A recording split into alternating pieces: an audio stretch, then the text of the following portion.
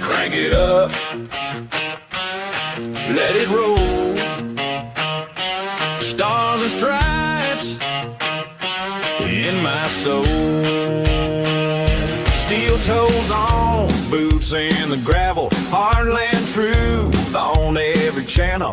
Open Bible, flag on the wall. We say what we believe or we don't talk at all. This is red, white, and raise hell. Cowboy hat, church bell can't scare us into silence. We were born to rebel from the back road to the beltway. We won't fade, we won't fail. Proud, loud, standing tall. Red, white, and raise hell.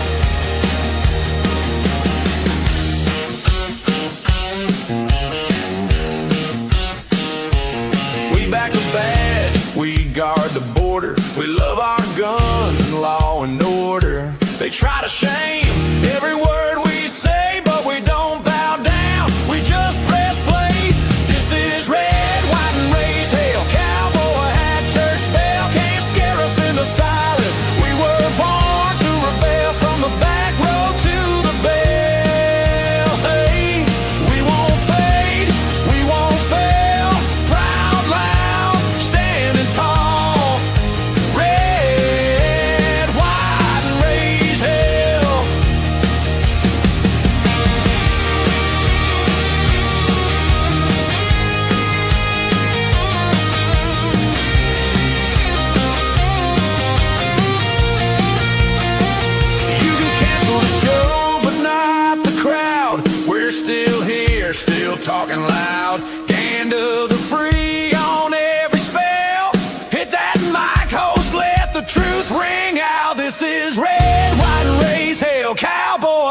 church bell can't scare us into silence. We were born to a rail, from the back road to the beltway.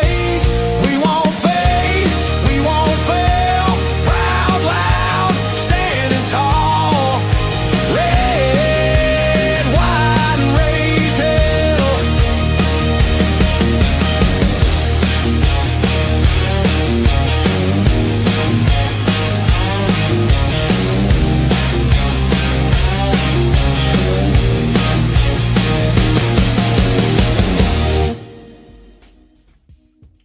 All right, good morning, everyone. Welcome, and thanks for being here for today's episode of Unfiltered. What a day. What a weekend. Not all of that good, by the way. What an extraordinary news cycle that we are in right now that we have to spend a little bit of time on this morning, some of which I did not wish I had, I wish I did not have to talk about. In fact, that's the way we're going to lead. The thing that I don't want to talk about is the first thing I'm going to talk about, but only to tell you that I'm not going to talk about it. Hell are you on? Quaaludes, Bob? Yeah, I know how it sounds. It's that way, though.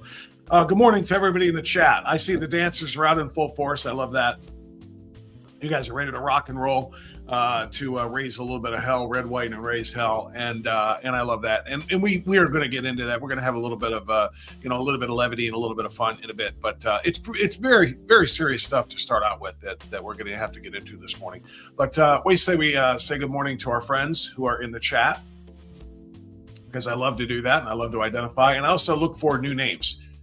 I love, obviously, our regulars. You guys are my bar regulars. You're the ones I can always count on to come in after work for a beer, drink something, and you guys are amazing. That's the reason the business stays open, but we need new customers too.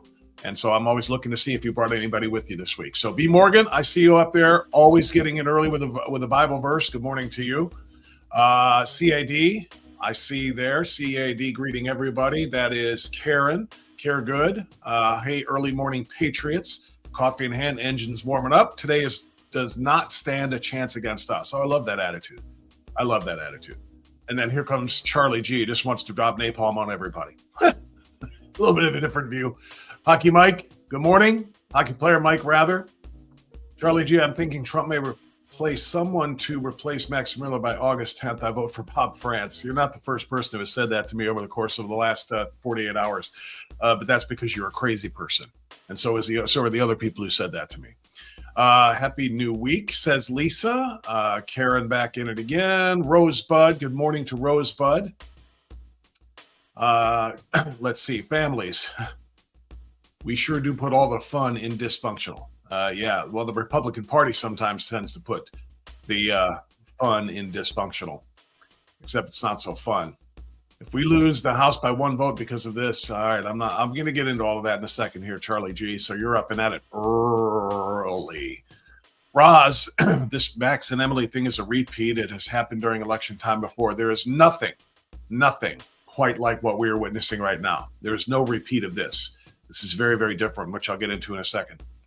No disrespect on that, Ross. Just this is unique for reasons we'll discuss.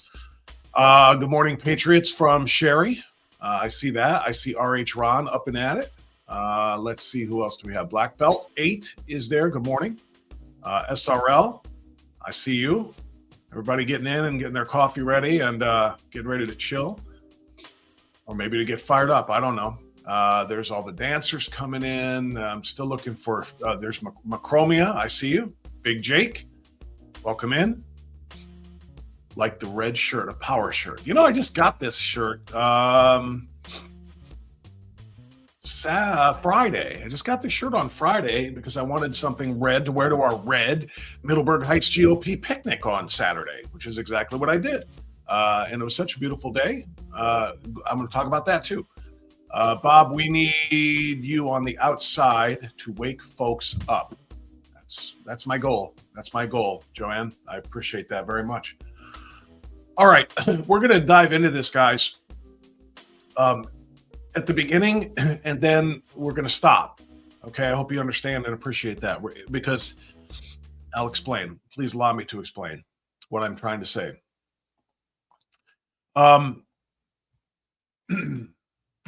There's a civil war that I think is now on. within the Republican Party of Ohio, specifically Northeast Ohio, with the individuals that we're talking about. There's it's been a family war battle, if you will, that has largely stayed under the radar and private, which is good. That's why I have never spoken of it until today. I would not speak of it today had Saturday not happened the way that it did. And of course, I'm talking about Representative Max Miller from Ohio 7 and Senator Bernie Moreno from our great state, who has been, along with Jim Jordan, probably, he's one of the two most frequent guests that I've had on this show, back on the radio side and on this side, in terms of elected officials anyway. Had Saturday not happened, I wouldn't be talking about this now. I don't want to be talking about this now. But it's been under the surface for, like I said, for 2 years. And allegations are just that until they're proven. Allegations are just allegations. We should start there. As MAGA and America First members, you, me, everybody's probably watching this live stream right now or watching it on replay. If you're watching us, chances are you're one of us. And, we all learned that from watching the allegations against President Trump. They're just allegations until they're proven in a court or some other proceeding happens to make it official that this is the way it went down. However, these allegations are horrible.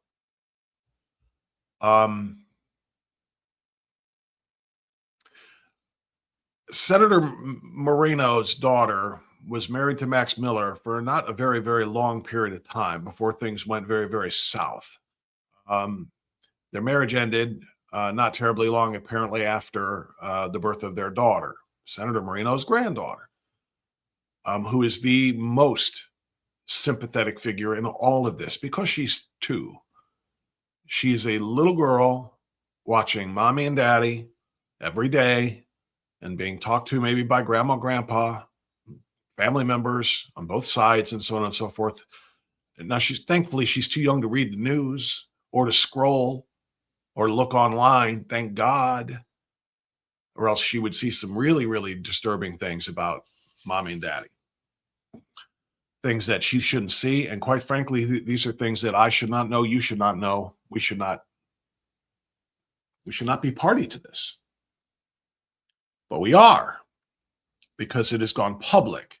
We are, because Representative Miller, whom I talked to at length, in some depth, privately, on Saturday at the Middleburg Heights GOP annual picnic, he spoke.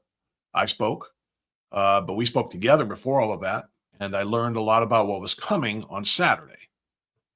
I might as well just go ahead and throw this on the screen so you know what we're talking about here. This is Max Miller on Saturday morning, 10 a.m. Beg your pardon, Sunday morning. Saturday was our GOP picnic. Beg your pardon. Sunday morning, so yesterday, 10 a.m., Senator Miller, I'm all over the place here. Representative Miller went on X, on his own personal X account, and gave what he teased the day before was going to be a special announcement. The rumor mill started immediately, suggesting that Max Miller was going online to announce his withdrawal from his campaign for re-election to Ohio's 7th Congressional District. That was not what it was. He told me the day before what it was going to be. And he told me that he was going to give a full-throated defense of himself against all of the allegations made of abuse against his ex-wife, Emily, and their daughter. The allegations are, again, horrific, and they are allegations. That's all, until they're proven in a court of law. Well, since this may or may not end up in a court of law, it's in the court of public opinion. And Max said he was going to go online for 20 minutes. Well, he didn't say for 20 minutes. It ended up being 20 minutes. But he was going to go online and make an announcement and defend himself against each of the individual allegations of abuse, and he said he was going to come with receipts that he would make available to the press, including me, in the form of a packet of documents, videos, Ring doorbell camera videos, text messages, screenshots between him and his ex-wife, and all of these things. And I thought, wow, that's a pretty gutsy thing to do. Okay. Let's see how it plays out, because I'll be truthful. When I approached Representative Miller on Saturday at this event, I asked him directly. I said, Max, I don't know what to say when people ask why I still support you over the allegations here, because if you were a Democrat, we would all be jumping up and down on this, saying he's got to go. He can't keep running. Just like we did with Graham Plattner and the allegations of abuse, not by a wife, but by, several ex-girlfriends or women with whom he has been closely acquainted. And then, of course, one of them has accused him of rape, which is why the Democrats finally got rid of him. But we were jumping up and down and saying, get him out, get him out. And if Max Miller was a Democrat, we probably would have been doing the same thing. I said, but, this is such a unique situation. And the reason why, and this I'll go back to what Roz just said in the comments. She said this has been played out many times before. And the answer, or my response to that is, it hasn't. There's never been one of these where the accused elected official is accused of some horrible things, not by some unknown person, a former girlfriend, a former, acquaintance, a coworker, one-time, meetup kind of a thing, accused him of things. That's kind of how the Plattner thing was. Never before have we seen the accuser being the daughter of a sitting and highly respected senator from the same state, or from any state for that matter. This is so it's got no basis of comparison. We've never seen anything like this before. If we believe the accuser and not the accused, it's going to have terrible, terrible political effects, because we're going to have to kick that incumbent member of Congress out. And we would be saying that we don't believe your defense before anything has ever been proven in a court, if it's ever even going to be in a court. If we believe the accused, well, then we're saying that the daughter of the sitting senator is a liar. And the senator, if he backs his daughter, which of course he will and would and should, if he believes it to be true, then he has the political ramifications for that. So there are personal and political things here that are in play. Now you'll notice I put Max Miller's image up there from his video live stream on X on Sunday morning. I keep messing up my days. I talked with him on Saturday in Middleburg. But I keep putting this picture up there. You notice, see that little play button right there down in the lower left? Yeah, I'm not pushing it. I'm not going to play it. I'm not going to play it because I kind of wish it hadn't happened, and I'm not going to give it more oxygen. I know it's already being played on local news in Northeast Ohio. It's being played on Channel 3. Fox 8 did a story on it. Maybe all of the channels did. It's certainly going to get tons of play on MSNBC and CNN, because the Democrats are circling like vultures, ready to start picking at the bones of a Republican congressman that they think they can get out and flip a seat to blue in this extraordinarily important battle for the majority. They see the other side, a popular Republican senator like Senator Moreno, in the middle of all of this, thinking we can take some real, meat off of his bones too. This is what they do. So I wish this hadn't happened, and I'm not going to play it. The primary reason I'm not going to play it, though, isn't political. The primary reason is personal, because I feel my heart aches for everybody associated with this saga.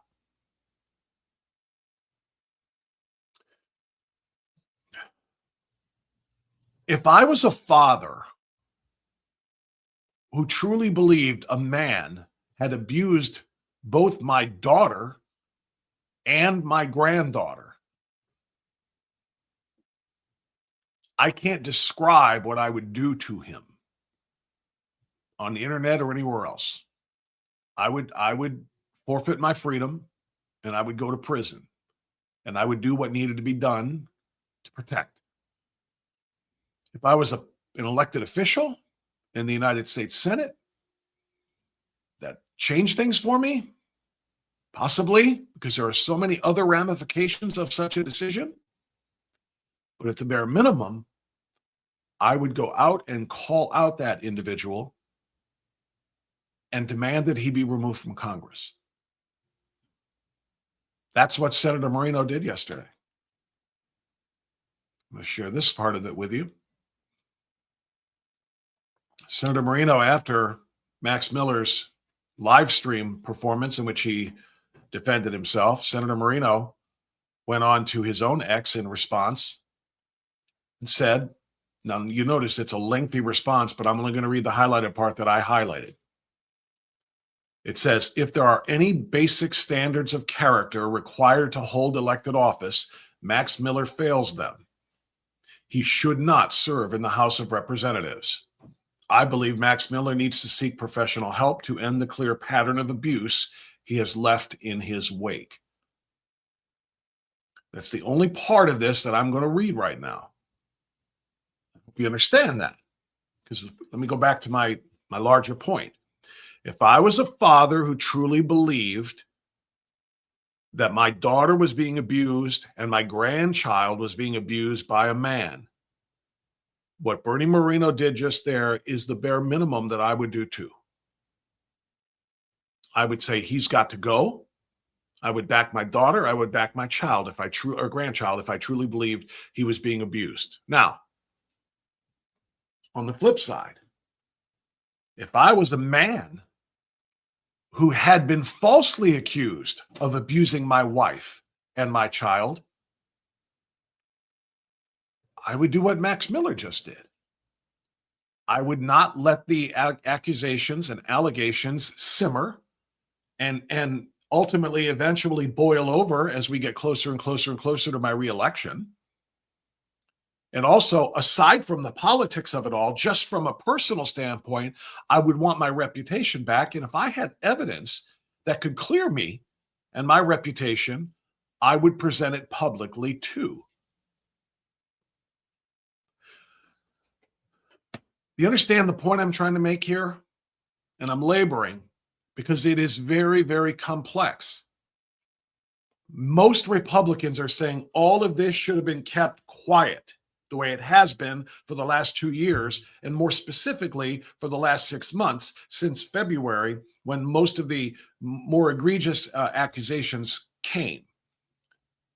It has been very quiet. It's been lying dormant. It's behind the scenes. Max Miller, his wife, Emily, or ex-wife, Emily, his father-in-law, all of this stuff. I've had Bernie Moreno on, I don't even know how many times since we switched to the online show. I never once asked him about this because it is none of my business. It's none of your business. It's none of any of our business. And a lot of people are angry at Max Miller for yesterday going online and telling his side of the story. But I will say, if I was a wrongly accused man and I had evidence to prove my innocence or to clear my name, to protect my reputation, I would absolutely go public with it.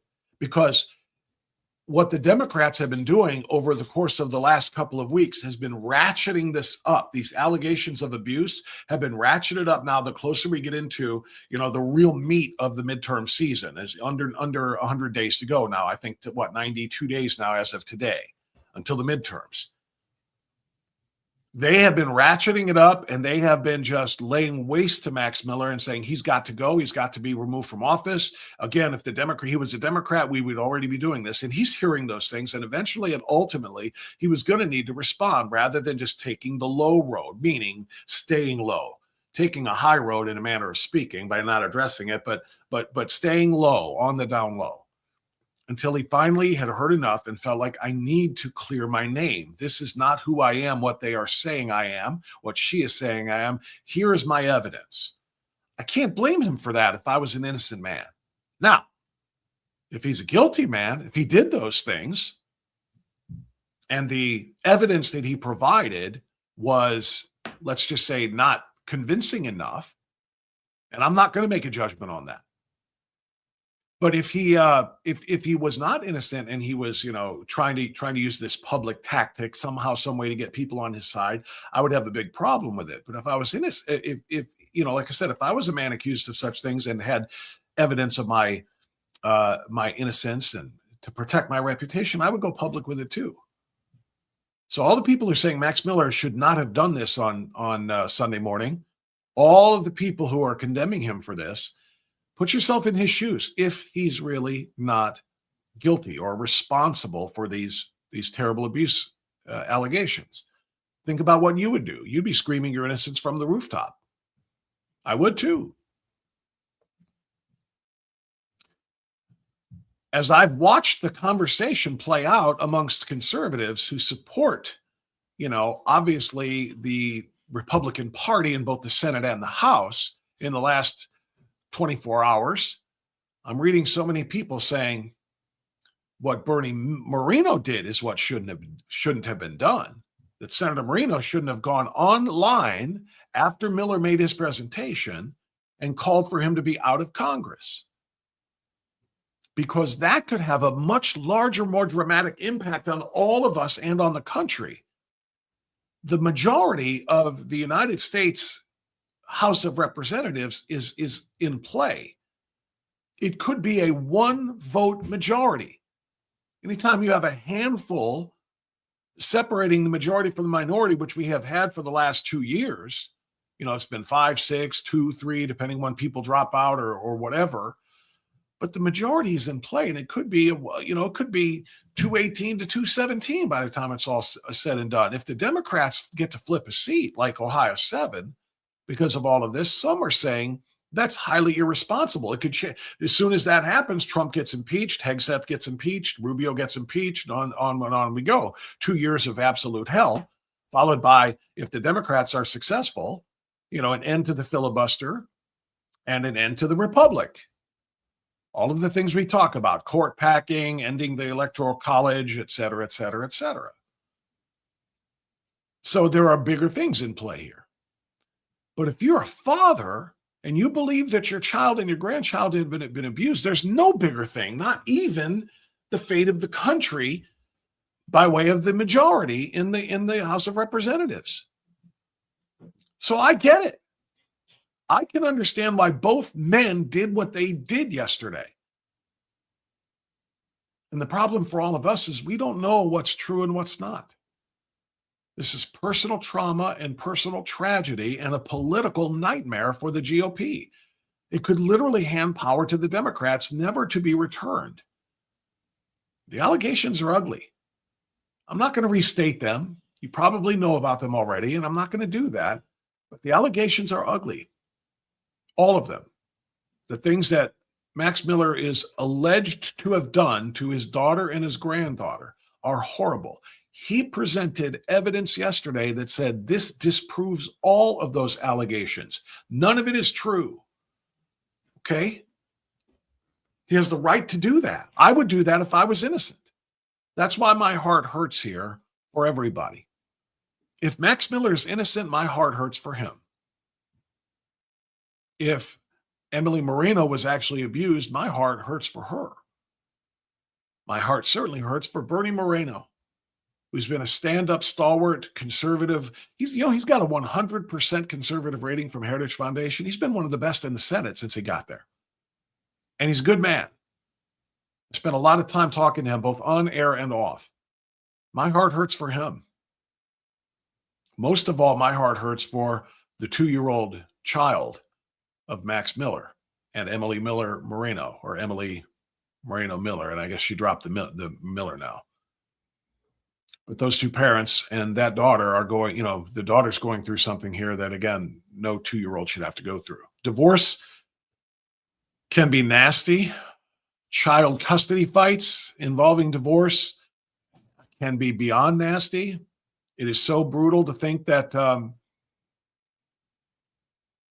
parents trying to hurt each other while they're doing their best to shield the child from the proverbial crossfire oftentimes fail at that, and the child is in it, in the middle of it, and it's horrible. And this isn't unique to them. Divorce and custody fights, nasty ones, involving allegations, some true, some not true, have been around since the beginning, since marriage was instituted and since divorce was first allowed. I don't know what the history of that is and when it started, but, and there's nothing we on the outside can do about that fact. You can count on the left to take full advantage of this, which they already are, with some nasty, terrible rumors and gossip, horrible gossip, none of which we will likely ever be able to believe, particularly the things that are being alleged. I don't even want to give them oxygen either, so I'm not going to say that. But this is what they're going to do because it's what the left does. Nobody can ever expect them to do anything other than what is in their best interest, and they're going to try to smear and damage as many people as possible. They, unlike you and me, their hearts don't hurt about this. They are giddy. They are gleeful at seeing this fight this civil war between a popular United States senator and a seat that they can flip. Max Miller is not, known as being some firebrand like, Jim Jordan or any number of, Comer, some of the committee chairs, any number of members of the House on the Republican side that are, particular large figures. He's just been keeping his head down, doing his job, making votes. Sometimes we agree with those votes. Sometimes we don't. I disagreed with Max Miller and told him so when he voted against the Taking Care of America's Veterans Act. But he's kind of kept his head down, but they're more than happy. They're giddy. The Democrats are to see these two going at each other. One of them calling for the other one to be kicked out of office. The other one making threats or alleged threats about exposing something that may or may not ever be true and that I find impossible to believe, quite frankly. I mean, impossible, not 99%. I find it 100% to be impossible, but I think people say things that may or may not be true when they're hurt as much as these people are hurting. So that's kind of the extent of what I want to say about this right now, and that is to say that I'm not going to say anything more. Because if I give more air to what Miller said, or if I give more air toward what, and by the way, I spoke with both of these men directly in a 24-hour period. So what I'm giving you isn't just, everybody's outside opinion and conjecture. I have some personal relationship conversations with both men that are why I'm taking this rather neutral stance right now. I believe what I believe doesn't matter because, again, allegations are allegations. I spoke to Max on Saturday personally. He told me what he was going to do on Sunday, which was that live stream, which he did. Immediately after it, not immediately, 15, 20 minutes after he signed off, I wanted to give him a chance to breathe. I texted him, and we engaged in a back and forth about what he just did, why he did it, what's real, what's not real. Again, these are his words, so I take that, for what it's worth. The day before that, Saturday night, I got a phone call from the senator who wanted to know what I knew, wanted to know what Max had told me at the picnic. And I told him. Why would I not? I have massive support for Bernie Moreno. I've been one of his biggest champions and cheerleaders since he challenged Sherrod Brown and beat Sherrod Brown. Why would I not?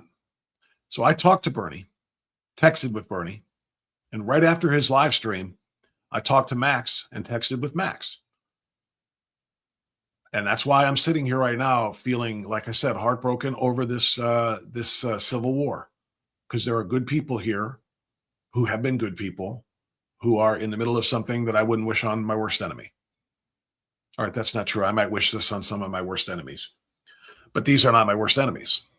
They're not my enemies at all. So I'll just reiterate what I said a moment ago. If Max Miller did those things, Bernie Moreno's right. He shouldn't be in Congress at all. However, if Max Miller did not do those things, he was absolutely right to publicly defend himself and put us into this terrible situation. He has a right to defend himself and his reputation. We're in a bad spot right now as Republicans and supporters of President Trump's agenda with the midterms 92 days away. We're in a very, very bad place because we got to figure out whether or not we join Senator Moreno on the call for Max Miller to be gone from Congress and replace him with somebody. Or if we say, no, this man has never been proven guilty in any court of law. Investigations have been done. Some of his evidence points to him, not being responsible for these things, and we have to stand behind our guy. None of us knows. Only they know. Only Max and Emily know, really. And they're telling two different stories. So we sit here right now, like I said, I'm not gonna pick winners and losers here. I'm gonna say that I cannot believe a lot of what I said or what they said happened, because Max has some pretty credible stuff that he's presenting as a defense. So I cannot believe everything, but I also am not naive enough to say that, having heard just one side of the story, one side of the defense, if you will, that everything else is wrong and irrelevant. I don't think Bernie Moreno would take this extraordinary step if he didn't believe his daughter implicitly. I don't think he'd take the extraordinary step of publicly calling for another Republican to step down and say he should not be in Congress, and worse off, to say that he should seek mental and psychological assistance. So this is a fight I wish we didn't have. It's a civil war that nobody likes, but it's here. It's going to be public. We're going to cover it in a very, on the show, we're going to cover it in, I don't want to say a neutral way, but I'm going to try to present all of the facts as they come out and as they are presented until a decision has to be made.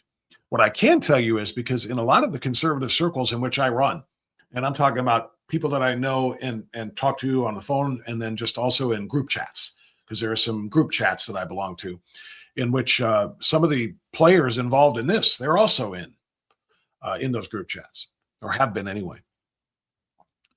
But there seems to be a question among some of the people that I talk to as to whether or not Max Miller is going to drop out from his reelection campaign because of all of this.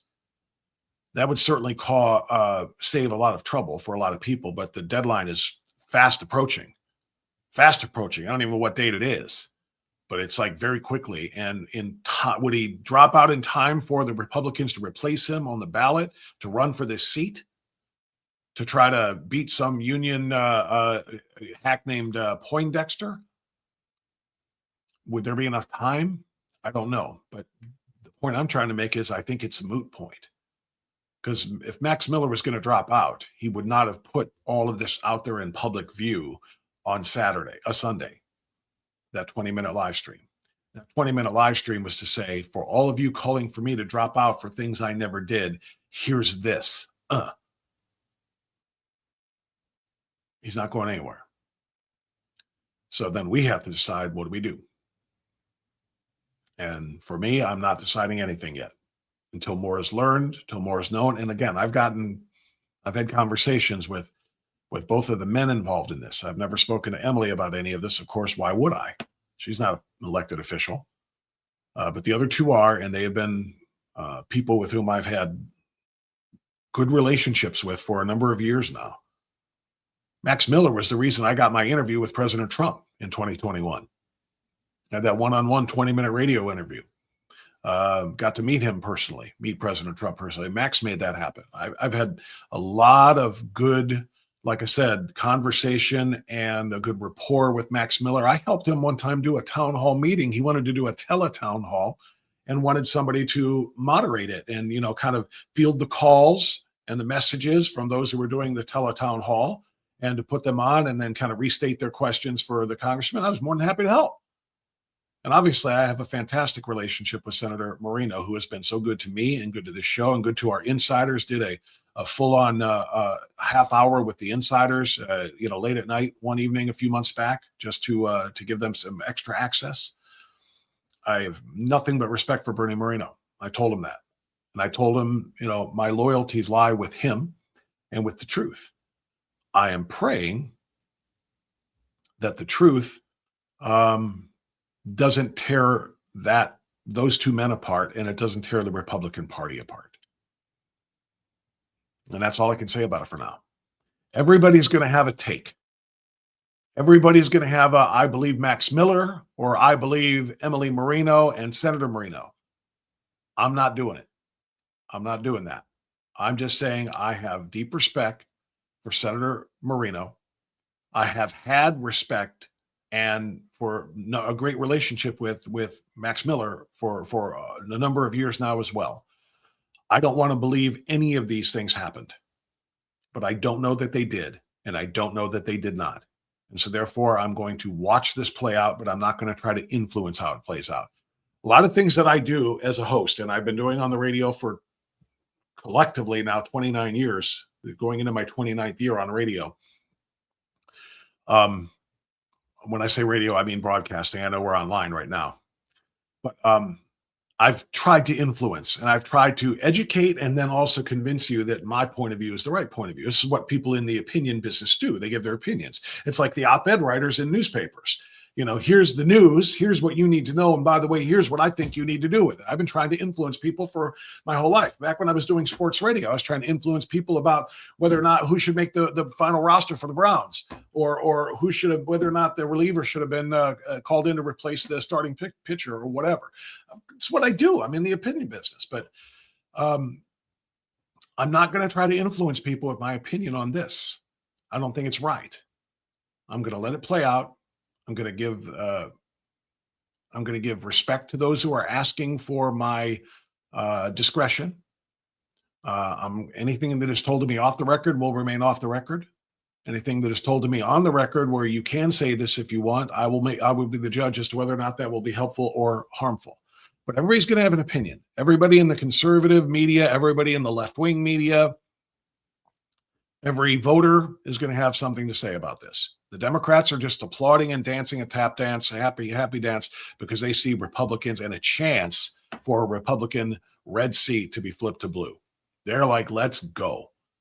And to harm a very, very effective and popular conservative senator like Bernie Moreno in the process, they are beside themselves. I'm not going to feed their glee. I'm not going to do that. I'm going to do what I can to try to bring some sense and sensibility to the situation.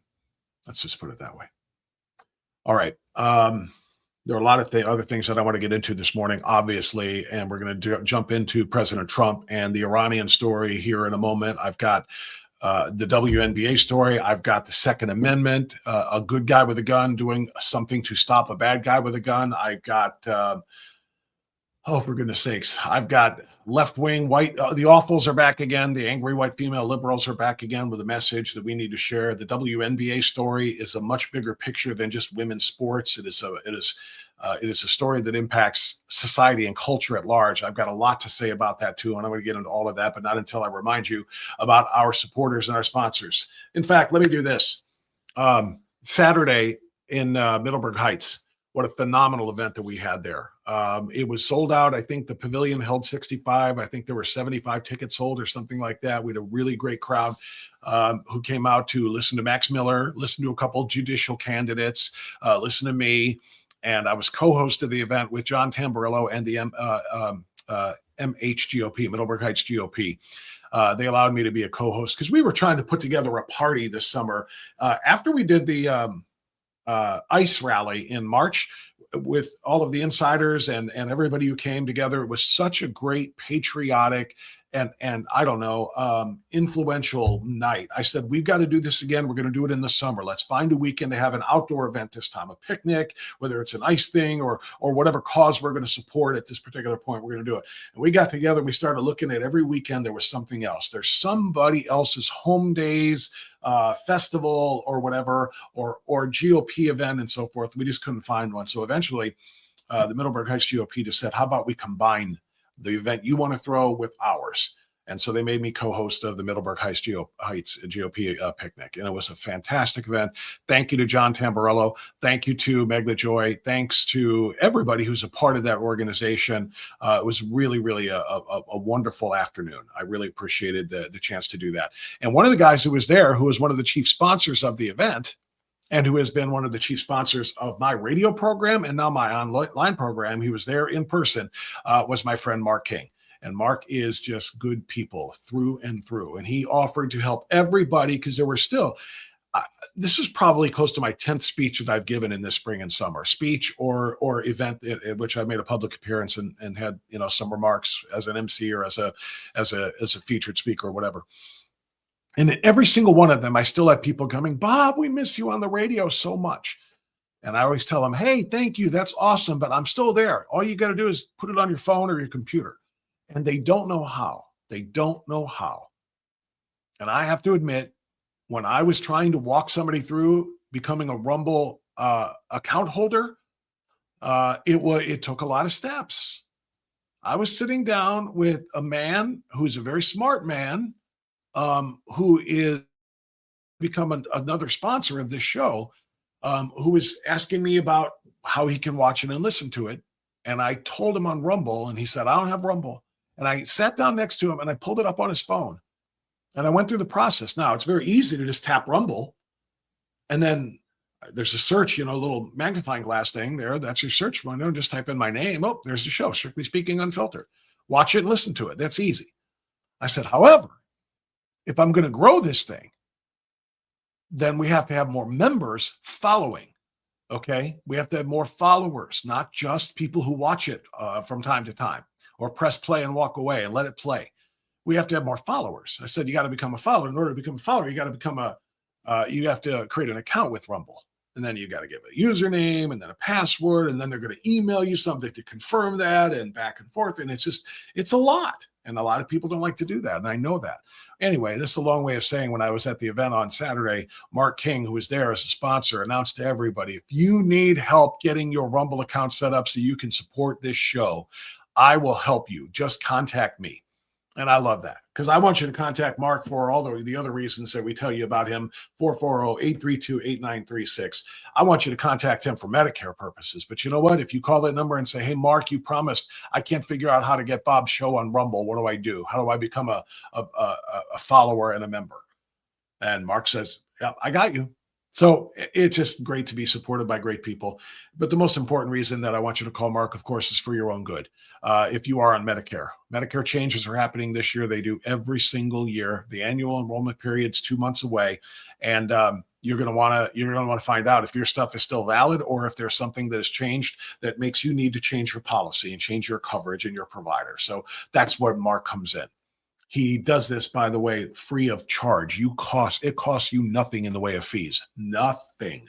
He will counsel you and advise you and help you. And he doesn't care which plan you pick from which provider because he offers multiple and it's what's best for you. Not what's best for him or the insurance company, but for you.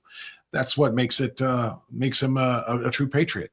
Medicare is complex. He keeps it simple. For nearly 40 years. 440-832-8936. See it on your screen? 440-832-8936. And if you've never been in Medicare, but you're going to turn 65 in the coming year, that's why you call Mark to make sure you get off on the right foot. Make sure you understand Medicare before you get into something that somebody hooks you into. Call Mark, 440-832-8936. So thank you to Mark King. All right. We're going to pivot now away from that really dramatic stuff to a different type of drama. President Trump says, yeah, we were going to bomb them back into the Stone Age. All right, he didn't say it in those words. He said specifically, we were going to unleash the biggest attack since World War II on another country. That's what President Trump announced on Thursday, Friday. But then suddenly, what happens yesterday? Boom. A deal is imminent. The deal. Iran talks restart Monday on denuclearization in the Strait of Hormuz. In other words, he called off the biggest attack since World War II. And this is what he had to say and how he said it. We were asked by the three primary groups. We were also asked by Iran, very strongly, actually. They said, we'd like to make a deal. Now, I don't know what they say, because a lot of times they'll say that to me, and then they'll go out and say, we don't know what he's talking about. Obviously, they don't want to be attacked. And they knew the extent of the attack because they saw it forming. What happens now? Well, now what we're doing is we're talking to them in the form of a negotiation. It begins tomorrow afternoon, and we'll see if it's true. I'd love to do that, save a lot of lives, save a lot of unnecessary power, to be honest with you. It would take many, many years to ever build it back. If it could, I don't think it would be even buildable back.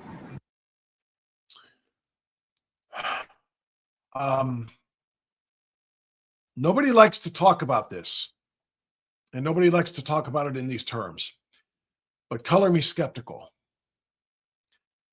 I have eyes, and I have ears, and I have a decent short-term memory. And I cannot not hear over and over and over again this line. They want to make a deal. They want to make a deal. They contacted me. They saw we were going to hit them hard. They want to make a deal. And so we agreed to go ahead and sit down with them to make.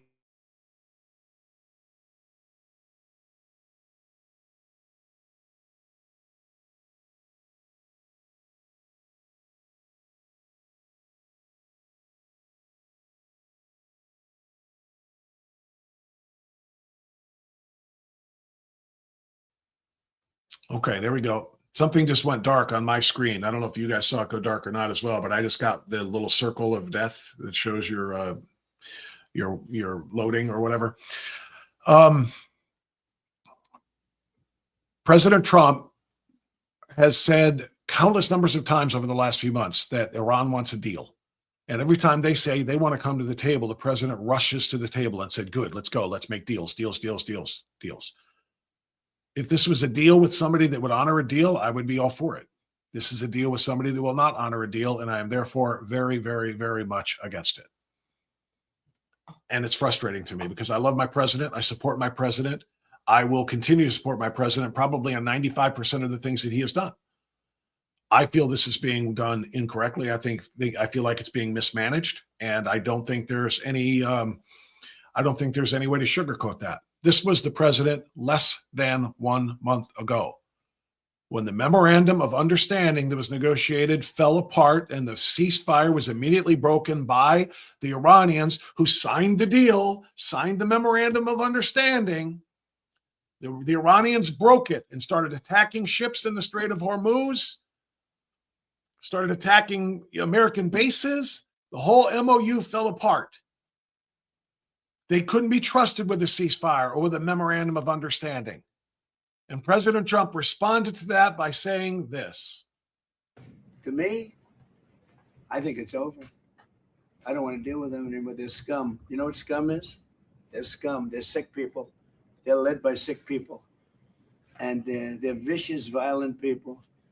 And if they had a nuclear weapon, they'd use it. As far as I'm concerned, it's over. I'll speak to our negotiators. They want to negotiate. They're good people. Steve Witkoff, Jared Kushner. But they have to come back to me. As far as I'm concerned, it's just a waste of time dealing with them. They're liars. We make a deal. And if I make a deal with him, we have a deal. And he goes out, he talks. We make a deal. Everyone's agreed. No nuclear weapon. We make a deal. They go outside, talk to the press. They say, we never even talked about it. There's something wrong with them. They're cuckoo. As far as I'm concerned, it's over. That was less than a month ago. Less than 1 month ago. And then yesterday, We were also asked by Iran, very strongly, actually. They said, we'd like to make a deal. Now, I don't know what they say because a lot of times they'll say that to me and then they'll go out and say, we don't know what he's talking about. Obviously, they don't want to be attacked. correct, sir. They don't want to be attacked, which means they may say anything that you want to hear. Okay, you wanted us to come to the table. We'll come to the table. All right, good. Now we got them come to the table. All that does is make the attack delayed so they can prepare for it better. So they can, buttress their own forces, and they can, they can protect their infrastructure and so forth. I mean, less than a month apart, the president said they're cuckoo. We had a deal with them, and then they immediately start firing. So as far as I'm concerned, it's over. They don't want a deal.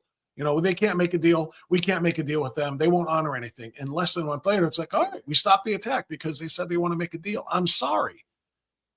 Enough is enough. President Trump said this attack would have been the biggest attack since World War II. And so the Iranians say, oh, well, then crap, we should probably, give them something to not carry out that attack. Let's tell them we want to sit down for a deal, because they know President Trump is going to say, all right, good. You want to sit down for a deal? Good. Deal making is what I do. Deals, deals, deals. It's Monte Hall. Let's make a deal. They're playing us. They're playing us. And they're playing our commander in chief. And it cannot continue. It's like we talked about with Dr. Piper. We have rammed the ball right down their throats to the 1 yard line. Their defense can't stop us. We're on the 1 yard line, and President Trump then, instead of calling for, the fullback up the middle and jam it down their throats and win the game, he calls timeout while we're on the 1 and says, what do you say we sit down at the table and negotiate an end to this game?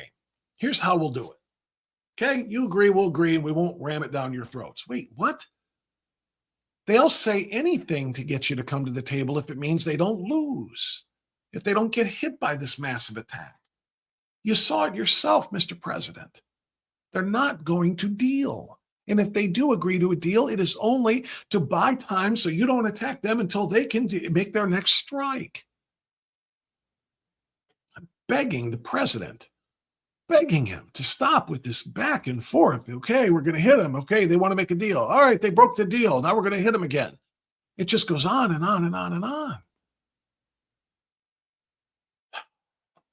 The war effort was the right thing to do. We have to stop them from becoming nuclear. The management of the war over the last 2 months has been, being charitable, I'll say it has been lacking. If I wanted to be aggressive, I would say it has been horribly mismanaged, because the Iranians continue to play us. And that's not good for any of us. It's not good for us going into the midterms either. One positive out of this. One positive, take a look at this. Oil prices have dropped after President Trump ordered the U.S. forces to hold off on the new strikes. Oil prices are down 5%. This was as of yesterday. The price of Brent crude, the international standard, fell 5% to $83.87 a barrel. That's good. Oil prices obviously have been swinging widely, pushing past over $100 a barrel to under $70 a barrel at some points, during the quote unquote ceasefire period that did not last very long. So oil prices are going down, and maybe, just maybe, this is the president's reason for holding off the strike right now, or taking us on this yo-yo or this back and forth thing that we've been on. Maybe it's, look, we've got to do something to help, the American people. We know that if we escalate this with the massive strike, the oil prices are going to soar, internationally, and that's going to hurt us domestically with prices here. Maybe this is just hey, here's a reprieve for us. Okay, fine. Appreciate the charity, but the 5% drop in oil prices is not worth what this is prolonging. This has got to be ended, and it's got to be ended right. And that is with the enemy being fully and completely destroyed, the IRGC. The Iranians aren't sending the IRGC to the negotiating table. All right? President Trump talked about our negotiators, Witkoff and Kushner. I'm sure they're doing fine jobs. But they're negotiating with people that don't hold the power. The Iranians are sending figureheads to the negotiating table. Figureheads who can agree to things that the IRGC will never agree to. And while they're at the negotiating table wasting our time, the IRGC is preparing their next strike on American troops in Jordan or somewhere. Or they're preparing more attacks on ships going through the Strait of Hormuz. The IRGC doesn't answer to the negotiators. The negotiators are the figureheads, and we're being played, and it's got to stop. I don't like saying that. I put it in yesterday's weekly briefing. Did you? Where is it? If you received yesterday's weekly briefing, and I always like to run this down because if you have not yet subscribed, it is a very important thing to do. Subscribe to and get my weekly briefing Sunday mornings. Let me enlarge that so you can see it a little bit. 5 things to know this week. Fauci lied and people died. Really, really important kind of a recap of everything that we watched and saw and talked about on this program last week surrounding Dr. Fauci being called out before the Senate and his 111 pardons, 111 Fifth Amendment claims, despite the fact that he has a blanket pardon from Joe Biden. Number 2, the Democrats were taking note that it had to do with the invasion of the Spanish enclave of Ceuta. And I don't even know if I'm saying that right. I don't care. But we know that tens of thousands of people from Morocco poured in. And I guarantee you the Democrats are looking at that and saying, yep, as soon as we take over again, that's what we make happen here. White liberal women will get us killed, says Congresswoman Nancy Mace. That's going to be part of what I cover here in a few minutes. White liberal women will get us killed. That's a pretty strong statement, but I think she had some reason for that. And you can watch for yourself and decide whether she went too far. Number 4, Sophie is the hero sports needs right now, not just women's sports, but sports, period. I explained that in the newsletter yesterday. I will explain it more in a few minutes. The DSA plus the CCP equals what? It means KMA. And if you don't know what KMA means, well, then you got to learn your acronyms. I'm going to explain that a little bit later, too. The Democrats have gone so far as to send their socialists to China to commiserate with and sign agreements with the Chinese Communist Party. That's who the Democrats are running. Then this is the 5 things to do this week. And this is the reason I brought it all up now. Number 1, see your chiropractor for the whiplash we're getting back and forth from the president and the Trump administration. The swings back and forth. The ceasefire's off. These guys are scum. They're sick. They're cuckoo. We cannot negotiate with them. We're coming hard with the bombs. And then just a short while later, yay, you know what? We're going to call off those bombs because they want to sit down and negotiate. The same people I said were cuckoo and will not honor a deal. They want to have a deal. So let's go do a deal. Smile pretty for the camera. That's the Flock license plate, Flock license plate reader cameras that we talked about and had a really, really great back and forth with Steve Loomis and Jonathan Broadbent last week. Hail to the victors. Yeah, that's going to sound bad for Ohio because we're not praising Michigan's Wolverines. We're praising Michigan's courts for actually ending one of the governor's key orders there, which is the ban on conversion therapy. Basically, Governor Gretchen Whitmer had banned therapists who were seeing kids who think they might be a different sex, a different gender, a different species, or whatever. They were banning the therapists from providing therapy and telling them, no, you're not that. Let's work through this. If they didn't affirm their care, they weren't allowed to see the kids. If they didn't affirm their fake identities. Well, a court said not so fast. They were sued by a Lansing therapist and Catholic Charities, and they won. So now Michigan's therapists can indeed try to counsel kids out of this destructive behavior that the left is pushing them toward. Practice what you preach. That's Kamala, the pro-black woman who refuses to live near black people. And then this is just for promoting the show. So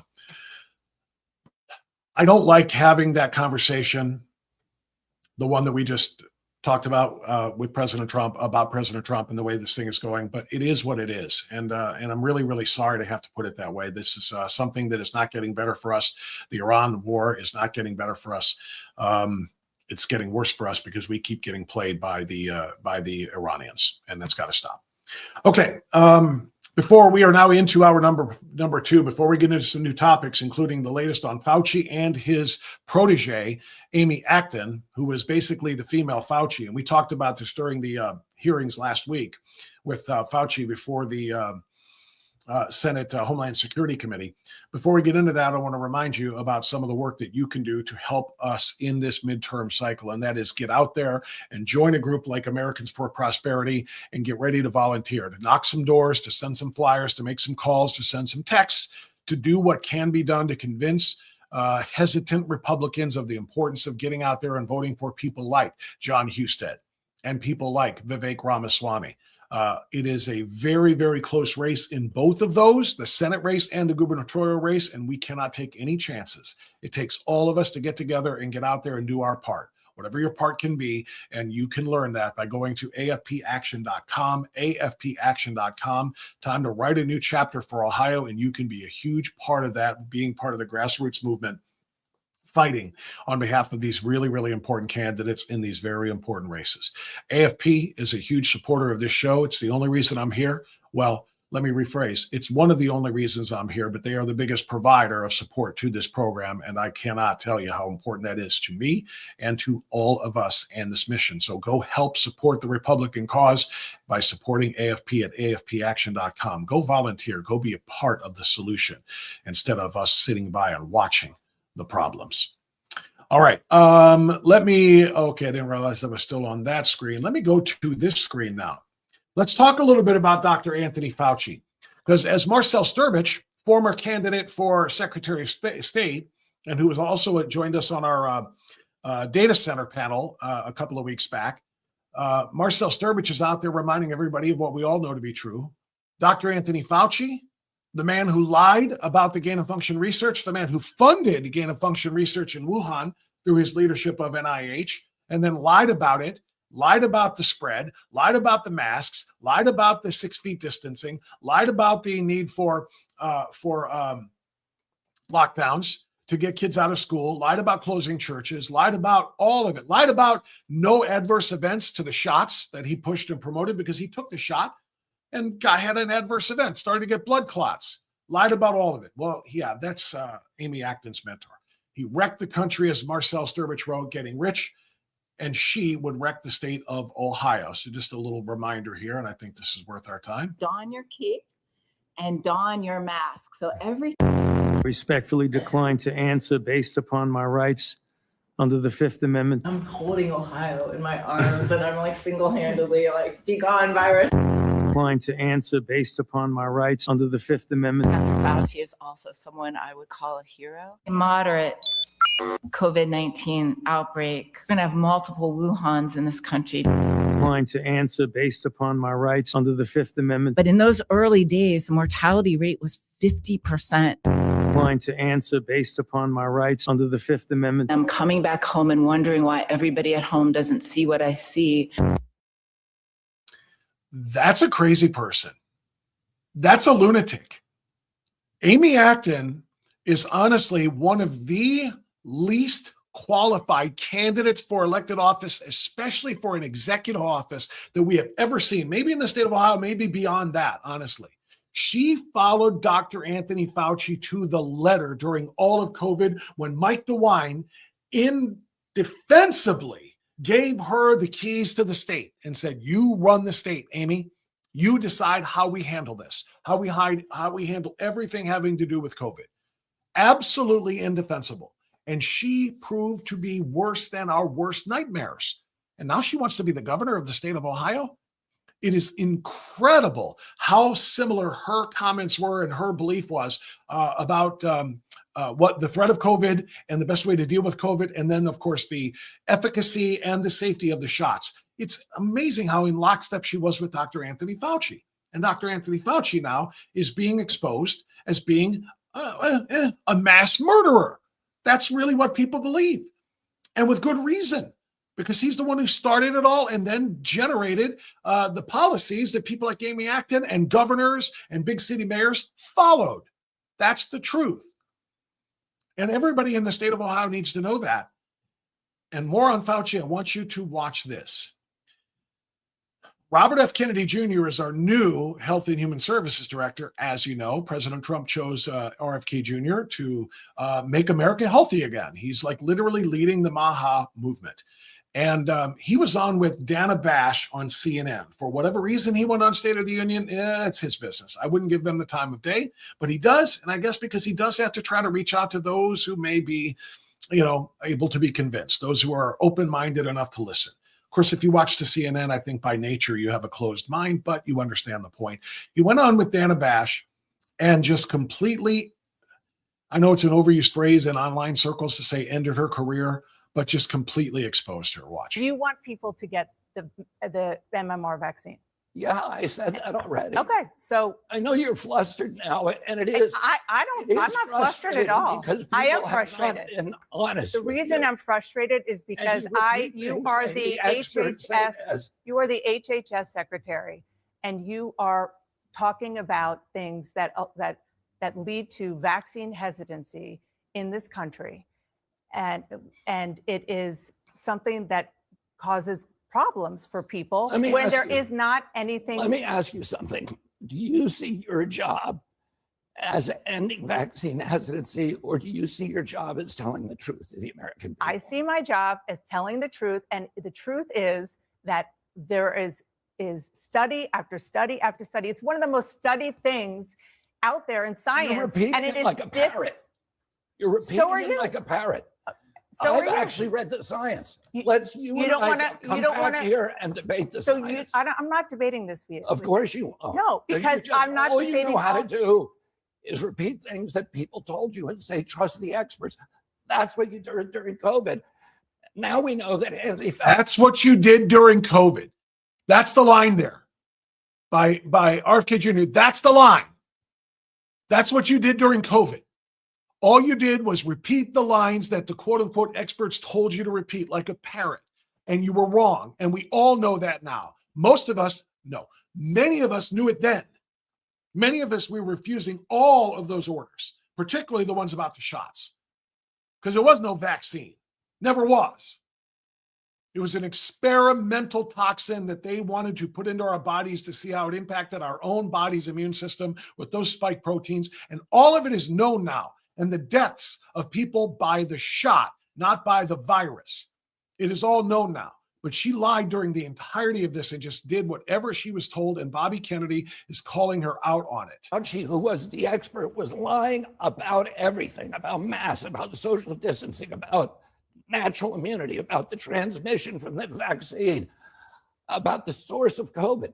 He was lying, and you were punishing people for not trusting the experts. And now you're rolling out the experts again to talk about something that you have no personal knowledge of. Okay, well, guess what?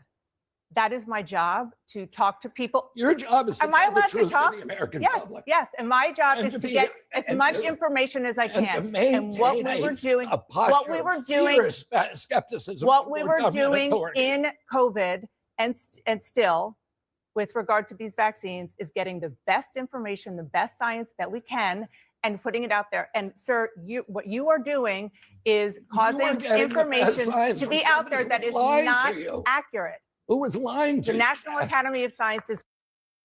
She says that he is the one putting information out there that is not accurate. Everything she and her network and all of their colleagues on the left-wing legacy media, well, not that CNN is legacy, but the left-wing media, everything that they said was inaccurate. All of it. And we all know it now, and they're still clinging to it. They're still clinging to Dr. Fauci as a hero. No matter how much he pointed out exactly what was wrong with they made up the bullshit about 6 feet. They made up social distancing. They made up these masks that did not keep the coronavirus out of your respiratory system. They made up all of it. And we paid such an extraordinary price because of it. And now she's like, the experts said, and my job is to tell people what the experts say. The experts say the same bullshit about climate science. Well, how is it that study after study after study after study says that the climate is changing and that the planet is warming and it's causing all kinds of dangerous effects all over the world? And study after study says that. How can it not be so? Well, when the studies that don't prove that are buried by the scientists, the experts that you're quoting, CNN, it's pretty damned easy. If you bury all of the contradictory reports and studies and say they're not allowed to be heard, well, it's pretty easy to say, well, look at Bobby Kennedy. Look at what the studies say. It's the same thing with this COVID crap and vaccines in general. That doesn't mean every single vaccine is a failure the way the COVID vaccine was. But to say that there are no studies that show they cause harm, There are no studies that show there are legitimate questions about whether or not it's worth forcing that needle into every kid's arm. The fact that the schedule of vaccines 30 years ago or 40 years ago was like 7 shots, and now it's like 70 shots. I mean, seriously, 70 different things going into kids. There are legitimate questions to be asked there, but the experts say we're not allowed to ask those questions. The experts. Bobby Kennedy did exactly what needed to be done there, and I was so happy to see it because the left needs to be exposed. They have to be exposed for who they are and what they are, and that is obviously liars. All right, I want to get to, and I don't know where my list. Oh, there it is. Okay, I was going to say I thought I lost one of my key issues that I wanted to talk about today, but you know what? I want to pivot somewhere else. Actually, before I get into the WNBA and the sports world, I want to hit a couple of these other individual stories real quick. I said it was going to be a Manic Monday, so let's make it a little bit manic here. Did you see this story coming out? Where's the screen? There it is. Did you see the story over the weekend that very, very few in the left-wing media will phrase this as? Thank goodness for people like Breitbart or groups like Breitbart who put it the way that it should be. Good guy with gun fires back at in-and-out attacker. And of course, you could also phrase that as good guy with gun fires back at bad guy with gun. A witness to Saturday's heinous attack in Idaho reportedly recounted seeing a good guy with a handgun shooting at the attacker. 3 people were killed in the attack, and police have not yet detailed if the deceased shooter is included in that count. KTVB spoke with a witness at the scene who indicated seeing a man in at the In-N-Out drive-thru with a handgun who started firing at the shooter. He indicated that the man was shooting from a distance, but believed it drew the alleged shooter's attention and may have saved lives because he distracted the shooter enough to get him to stop firing into traffic. That's a huge, huge statement, and very, very few people will say that, and Breitbart is one of them. Obviously, there are numerous, and here's an updated story from the police. 2 good guys with guns actually stepped up and engaged the In-N-Out attacker. And I say this as a Second Amendment advocate and somebody who's learned more and more and more about from going to the NRA, by the way, the NRA event in Houston that we were at in April. Learned so much more about the reality of the number of times. And also, you know what else has given me a lot of this information is Dr. John Lott. And we talked to him in Houston, but I also talk to him on a regular basis just normally on the show. And Dr. John Lott has the stats on this too. The number of killings that are prevented by good guys with guns, who either just the presence of the good guy with a gun makes the shooter flee, or actually has to fire at him and makes him flee or kills him. It has saved so many lives, and the left-wing media, the anti-gun media, the anti-Second Amendment media doesn't want you to hear these stories. So here's a little bit more. The New York Times quoted Twin Falls County Sheriff Jack Johnson commenting on the citizen and the off-duty officer firing back at the shooter in Idaho. These people are true heroes in our community, and their actions diverted the shooter and no doubt saved many lives. Because there was an off-duty police officer and a regular armed citizen who shot at the bad guy. KARK reported Chief Matthew Hicks saying, "We believe their actions helped drive the suspect away from the scene, preventing further casualties. We want to take a moment and commend the actions of the off-duty officer and the citizen and their heroic action to stop this incident." The attacker died from a self-inflicted gunshot wound, it says. And police identified the deceased individual as a 24-year-old man. 3 other people were killed in the attack, including 1 In-N-Out employee. I'm going to just kind of bring that up so that I can say this.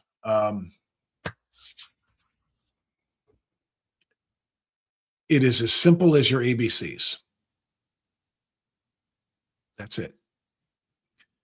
You want to protect yourself in an ever dangerous society that has become more dangerous by left-wing prosecutors who fail to bring charges, left-wing DAs funded by George Soros, and left-wing judges who seem to take up the DSA's mindset of abolishing prisons by not sending people away and giving them sentences that could be or would be deterrents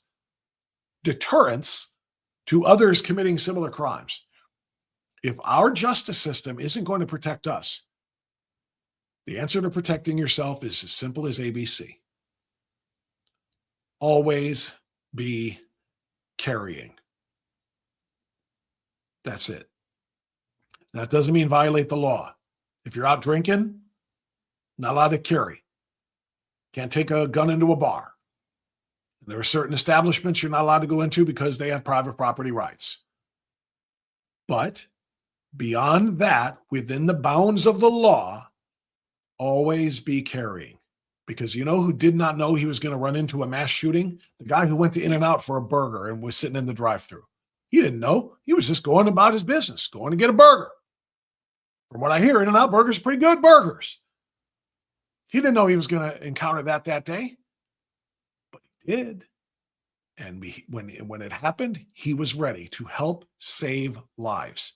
That's what it's about. And that's why one of the reasons I get so incensed whenever I see people and I see the media talking about gun crimes. Gun crimes up 24%. Gun crime. There is no such thing as a gun crime. There's no such thing as a gun crime. Because the guns don't commit crimes. People commit crimes, whether it's with a machete or a gun or an SUV.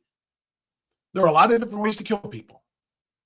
Guns don't commit crimes. For if you do say, and if you do side with, okay, there are gun crimes, then what happened to the In-N-Out shooter? That means he was saved by a gun. So there are gun heroes. Gun crimes, gun heroes. Guns are heroes. Well, guns aren't heroes. You know, maybe the guy who used it did something good, but, you know, guns aren't heroes. Whoa! If there are gun crimes, then there can be gun heroes too.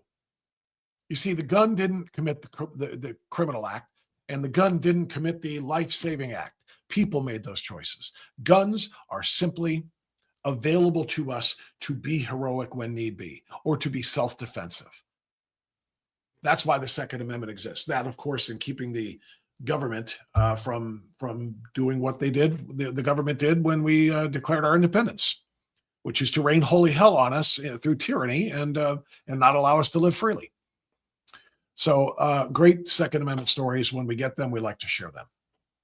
All right. I mentioned the DSA. I mentioned the socialists a moment ago. I want to share this one with you too. This one is, this is a guy that I never really thought I would miss, but I do. There he is, Joe Manchin. I never thought I'd miss him because he's a Democrat. But if you recall, Joe Manchin was enough of a moderate Democrat that he, along with Sinema, held off the elimination of the filibuster in the last Congress in which the Democrats had power and the Senate. They held off. Their 2 votes were the only 2 votes that held off the Democrats being able to nuke the filibuster and then do whatever they wanted with simple majorities, which is what we want our Republican-controlled Senate right now to do, but they won't do. But Joe Manchin held that off, and Joe Manchin has become, because of that, I think, a little bit of a favored son, if you will, of even those of us on the right, because he held that off. Well, he did more than that on Face the Nation. He was talking to Margaret Brennan on CBS's Face the Nation. And Margaret Brennan goes into the support and defense of socialism as having some good ideas. And here's how Joe Manchin responded. Heather, could you ever support a self-described socialist candidate? No. No way. My God, no. And even it if they have some good ideas? I support the good ideas, but how could you support some of the crazy stuff they're for? Have you seen their platform? They're for dismantling everything that we know, whether it be the structure of government, Congress itself, or the Senate they want to get rid of. And then they start talking about all the crazy things. No police, no this, no this, no that. Are you crazy? We want a crime-free area. We have to have police for that. Yeah. We want a strong defense. We want a strong border. But if Democrats can't say that, and they start lining up with the socialist demands of what you are to be a socialist, energy will be gone. There'll be no energy, okay? We have right now a tremendous amount of energy we're producing, and the world depends more on us than ever before. Margaret Brennan asked them both, and Joe Manchin just took it over, would you ever support a self-described socialist or a self-declared socialist? And Joe Manchin, no, of course not. And Maggie Brennan's first response was, even if they have good ideas, holy crap. If they're socialists, there are no good ideas. Now, Manchin didn't say that part. Manchin said, well, yeah, I would support good ideas, but all of the crazy crap that's in their platform, of course not. No way. Margaret Brennan, though, I think kind of pulled back the curtain on the left-wing media as a writ large. But what about the good ideas? I'm about to embark on the most ambitious project that I've ever done in broadcasting. I'm currently working on episode 1. It's going to be an 8-episode series in which I'm going to go country by country, all of the socialist countries that we have talked about, and I've kind of glossed over in the past by saying, they're responsible collectively for over 100 to 130 million deaths in just the last century. And I've talked about, the Soviet Union, Russia. I've talked about China. I've talked about Cambodia. I've talked about Venezuela, Cuba, and on down the line, and North Korea, and all of this. And I've given it kind of scant coverage, if you want, because our collective knowledge as a country about the ills, the danger of socialism is so pathetically weak. We need a course. We need a review. We need, or maybe the presentation of for the first time, not a review because you've learned it before, but maybe you never did, of exactly how bad it is and exactly how bad this country, what kind of a state we are in, if this comes through. Talking about the DSA taking over. Did you see the most recent nut job in Wisconsin? There's another one. The Democrats' leading candidate for governor in Wisconsin. Do I have this one? I think I might have this one. Yeah, here's just, now, not that this is a socialist position from a socialism versus capitalism point of view, but just to let you know, this is a Democrat socialist, and she's a nut. And she's just an absolute nut. Can you see this? Oh, no, not yet. You can't. There she is. This Francesca Hong is the leading Democrat candidate in Wisconsin to be the governor there. And she refers to women not as women. She's nothing more than a birthing body. She is a birthing body. That's it. Look at this. Birthing bodies have the right to freedom. Deciding if or when to become a parent is one of the most personal, life-changing decisions. Access to abortion and reproductive care is a decision we must trust each other to make based on what's best for their health and for their future.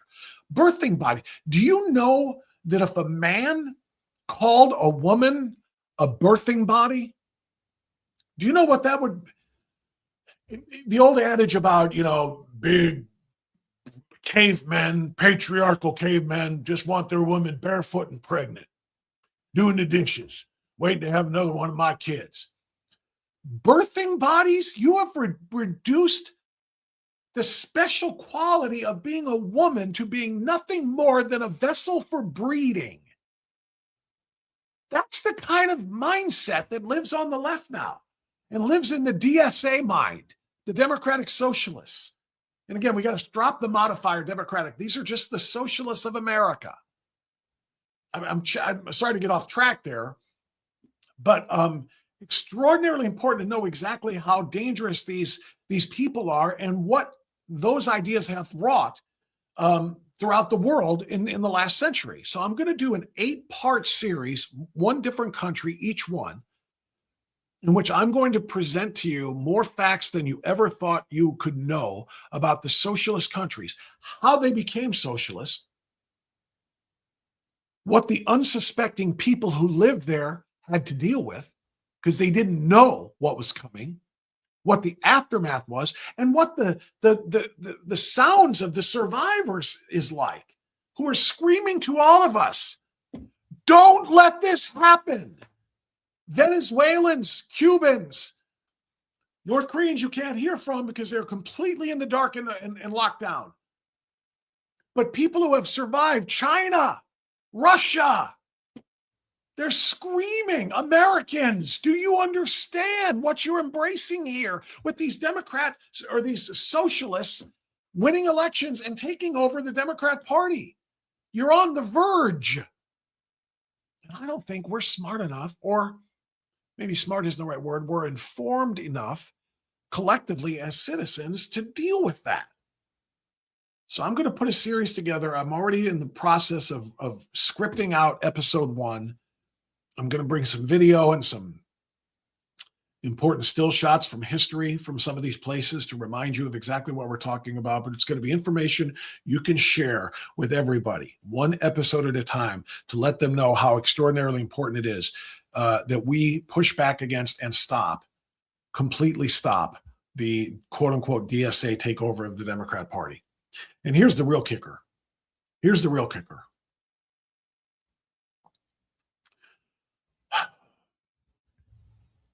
As Republicans, it might be counterproductive, in all seriousness, for us to tell them, because the socialists are going to be easier to beat in general elections.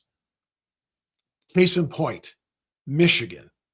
Abdul El-Sayed, the doctor who is the front runner to win the Democratic nomination for the Senate seat in Michigan, he is leading his moderate candidate, the moderate Democrat candidate, by 15 points. Okay, in their primary polling. The winner of that is going to face Republican Mike Rogers. Mike Rogers beats El-Sayed by 10 points. The moderate Democrat who's losing in Michigan to El-Sayed is in a neck and neck with Rogers if she was the candidate. So in other words, if the Democrats elect a moderate candidate, she has a really good chance of beating the Republican. At least a 50-50 shot. It's like neck and neck. If the lunatic socialist wins, he's probably going to lose to the Republican. And yet here I am as a Republican saying, stop the socialist anyway, because we cannot take that chance. We're at a point now, it's an inflection point, where we have to save the Democrat Party from itself in order to save America. There's only two parties. Forget about Green, forget about any of the other independent parties and candidates and so forth, and attempts to break the two-party system. And I'm not saying I'm against breaking the two-party system necessarily, but I'm saying it's not real. There is no way to break the two-party system. So if one of the two parties in the two-party system is taken over by full-on socialism, and full-on socialism, FYI, is full-on communism. Never forget that. Never forget that. If one of the two parties in the two-party system is socialist, that party is going to eventually gain power, and our country will be done. And all of the things I'm going to reveal in the 8-part series will be spoiler alerts for what's coming to our country. There's no other way to say it. So that's something I'm working toward. All right, I've got one more story that I want to get to this morning, and it's going to take the rest of our show. And before I bring that to you, I want to bring this to you. And what I want to bring to you what I brought to Charlie, my car, my son's car, actually, to be precise, who needed some things that I don't understand. Do you know what a bushing is? Do you know what a control arm is? I didn't either. Still don't, even though Charlie tried to explain it to me. But I know there was stuff that needed to be fixed to make sure my son's car was going to keep running. It's got 117,000 on it, and he's got to ride it for a while, I believe, and he should ride it into the ground. Anyway, I had to get some things done, and it's a no-brainer. I took it to Charlie because I knew Charlie would know what it needed and what it didn't need. Because Charlie, well, is an expert at that, at two things. One, fixing cars, and two, treating people right by not overcharging them for parts that don't need to be replaced. Do you know what kind of a liberating feeling it is? I mean, in all seriousness, it is a glorious feeling knowing that you are going to have to embark on something that's going to be expensive to do repairs on your car, but to know that whatever the cost I'm about to get is the real cost, not wondering for the rest of the day or the next week or the next month as you're dealing with that hole in your checking account, wondering if you paid more than you had to. Did you take it to 2 or 3 garages to get 2 or 3 different estimates? Most people don't have time for that nonsense. So you don't bother. Don't take it from one garage to another. Take it to one that you know is going to be the one that gives you the right price, because he's never going to overcharge you, because that's not his way. He's MAGA. He's America First. He's our politically incorrect mechanic. He is Charlie at Charlie's Auto Repair. He's in Lakewood. If you're in Northeast Ohio, 216-470-0170. That's the peace of mind you want to get when you get somebody who is never going to overcharge you. There's so much value in that peace of mind. 216-470-0170. By the way, 10% off your bill if you are a veteran, an active duty military, a first responder, or a concealed carry license holder. Charlie is a believer in a good guy with a gun, stopping a bad guy with a gun too. Call Charlie, get your stuff taken care of. All right, I've got one more story that's going to have multiple parts here because this is something that is breaking out in sports, but is quite frankly, it is a much larger statement, I think, on our culture and our society. If you thought that the trans nightmare was close to being over when President Trump won in 2024, and it should have been because he issued an executive order, no males should be able to compete in female sports at the school level or any other level for that matter. And most of the, institutions have followed that, talking about the NCAA and so on and so forth. But there is still a massive believer in what can only be described as a militant lesbian women's basketball league. There is still a huge, huge problem there where they believe that their ideology of LGBTQ, queer plus stuff is more important to them than their own league and more important than their own women. Literally. Let me share a few stories with you, and then we'll get to obviously the big story of Sophie Cunningham, and that's where this whole thing kind of launches. But this is something that needs to be said. And everybody has been watching the story. Let me back up for just a second here. The person in the middle here. Hold on. Let me drop this and share this. The person in the middle of the picture that I'm trying to share with you now, and I cannot seem to pull it up for whatever reason. There she is. The person in the middle of the picture there is Caitlin Clark. Caitlin Clark is the best player in the WNBA. She's a transcendent talent. She's somebody that comes around and just doesn't come around. She's extraordinarily talented, and she's become the most popular player in the league. She was that when she walked into the league as a rookie 3 years ago. She was the most popular player in the league because she did stuff that the other girls can't do. The other women can't do, period. As such, she has become a target for a militant black lesbian league. The league is overwhelmingly black, and yes, it's overwhelmingly lesbian. And because of the way they act, it's overwhelmingly militant. So there are not any pejoratives in that description. It's an honest and accurate description of the league. They have targeted her, the straight, white, popular, best player, cannot possibly take over their black, lesbian, militant league. And so they have targeted her, and they have beaten that woman with cheap shot after cheap shot after cheap shot. It's become a massive talking point in the sports world. But it's got to go beyond the sports world, which is why we're talking about it now. It's got to go beyond that. She's sitting in the middle of this press conference after a game this weekend. To her right is one of her black teammates. To her left is her lesbian coach, who is militant about being a lesbian. That's where this initial screen that I wanted to share with you comes in. Fans outraged after multiple WNBA coaches refused to protect women's sports from trans athletes. That's her. That's Stephanie White, Caitlin Clark's coach. She was asked, hold on a second. I got to make sure I have her audio. Yeah, here she is. She was asked at one of the post-game press conferences about one of her other players, not Caitlin Clark, but Sophie Cunningham, and Sophie Cunningham's remarks about how, yeah, I don't have any problem with trans people, but trans men or men, biological men trying to play women's sports, no, shouldn't be in our league. We've got to protect our league. We got to protect our spaces. We got to protect our girls and our women. Men are different. Men cannot be in our sport. So Stephanie White, Caitlin Clark's coach, Sophie Cunningham's coach, was asked about that. Here's what she said. This is where it gets into, again, this is much bigger than sports, it's society. What is your stance on men or athletes who test as biological male participating in women's sports? What's your personal stance? See that even the lunatic questioner can't even just say men. Persons who tested biologically male. What the hell is that? That's a man. Yeah, I mean, I don't know that I would say that I'm educated enough from a scientific standpoint. I don't ever believe that exclusion is an answer. I just don't. I'm not educated enough from a scientific standpoint to tell you whether or not men should be allowed to play in women's sports. With an answer like that, Stephanie White is now qualified to be on the Supreme Court. Because how's that any different from Ketanji Brown Jackson?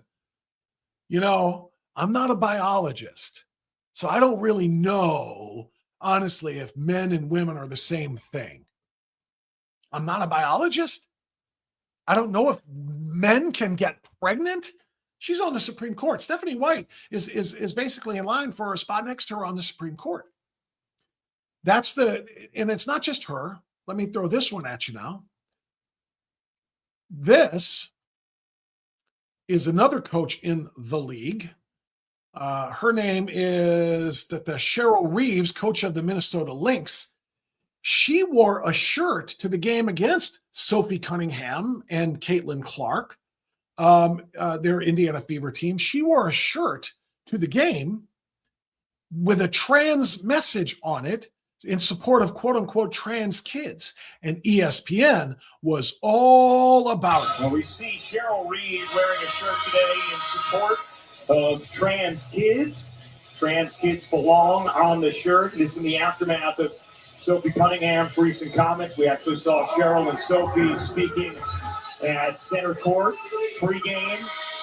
And yesterday, Cheryl Reeves spent a lot of time talking at length with the media about this topic. I would encourage anyone to go and listen to Cheryl Reeves' comments. Incredibly thoughtful, easy to find online. And ESPN wants everybody to go listen to Cheryl Reeves' comments. Very thoughtful and very easy to. We see. Oh, that wasn't what I wanted to find. I wanted to get to her actual comments. Well, it matters not. I'll tell you what she said. She, just like her shirt, she said, the shirt said, trans kids belong. What I would like to know is who the flying hell brought up trans kids? Sophie Cunningham didn't bring up trans kids. Sophie Cunningham didn't say a word about trans kids. Sophie Cunningham just said that biological men shouldn't play in girls' and women's sports. What's this have to do with trans kids? This is an attempt for them to pivot every single conversation into their identity politics circle. They're trying to bring it all into, if you oppose boys in girls' sports, if you oppose men in women's sports, then you hate trans kids. That's what she's trying to do. That's what they are always trying to do. And of course, who's going to say they hate a kid? Who's going to say that a kid doesn't belong? First of all, I will say this. There are no trans kids because no kid ever has thought he or she was growing up in the wrong body until some warped, twisted adult put that idea in their head. That's it. And then started to groom that idea and to grow it and to nurture it and to try to teach the kids to get different names and different pronouns and wear different clothes. They are victims. Trans kids belong in their normal selves. To her shirt, trans kids belong to normalcy. Stop warping their brains. But even again, that isn't what this is all about. Sophie Cunningham simply said that men shouldn't play in girls' sports. These are our spaces. She has become public enemy number one. How bad of an enemy? Take a look at this headline. This just happened yesterday. Sophie Cunningham was elbowed in the face during a game, and the referees called the foul on Sophie Cunningham. Did I mention it was a militant black lesbian league with a militant lesbian majority coaching staff with militant lesbian referees? That's why they allow Caitlin Clark to get the hell beaten out of her. Now they're going to allow Sophie Cunningham to get the hell beaten out of her as well. Let's watch this.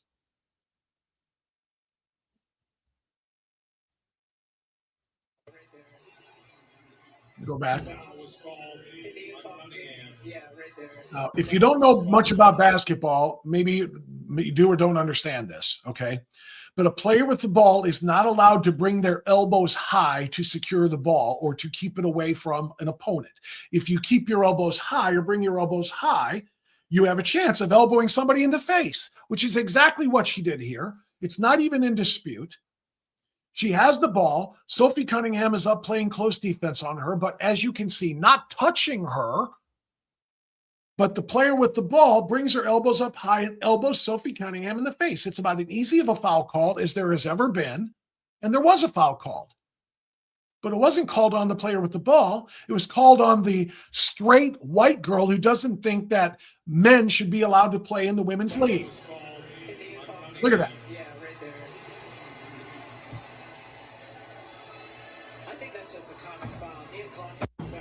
The announcers are talking about it, about whether or not it should be a flagrant foul or a common foul on the player with the ball.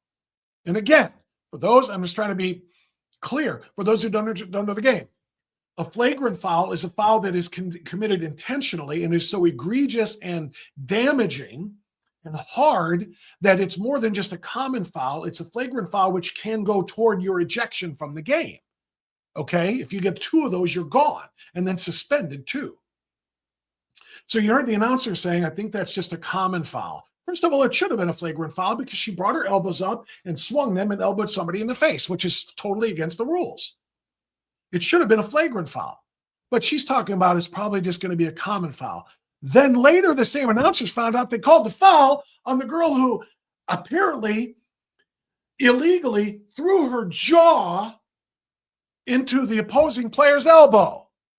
They called the foul on Sophie Cunningham, which means they're going to allow the league now apparently to beat the hell out of her the way they beat the hell out of Caitlin Clark.